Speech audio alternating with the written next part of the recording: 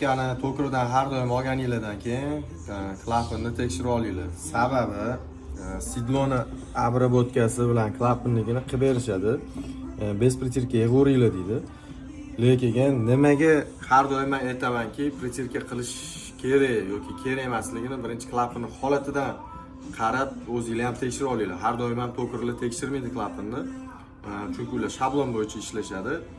Общий rasmni chiqarib turib, sidloni обработкасini qilishadi, bo'ldi. Hozir sizlarga ko'rsataman sababi nimagaligini. Mana joy ko'rayotgan bo'lsanglar, bu ikkita chuqurcha bo'lib qolgan.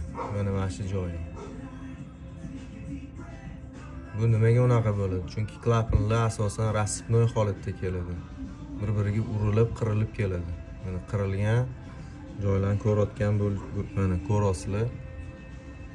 Mana shu narsa pragarga olib kelishi, kompressor yo'qolishiga, keyinchalik yomon ishlashiga olib keladi.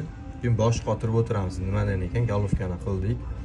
Mana ko'rasizlarmi qanchalik chuqur bo'ladi. Bu yoqqa hozir tirnoq ilinadigan holatda bo'lib turibdi. Shuning uchun pritirka qilish kerak. Har doim tekshirib olish kerak.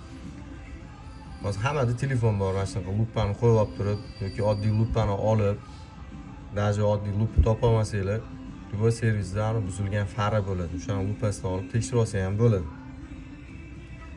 Har doim ham hammaga ishonib qolmanglar. To'kirlar zo'r bo'ldi deyishi mumkin, lekin tekshirib olish esingizdan chiqmasin. Har doim tekshirish kerak. Bu baribir detal, hech kim kafolat bermaydi o'sha.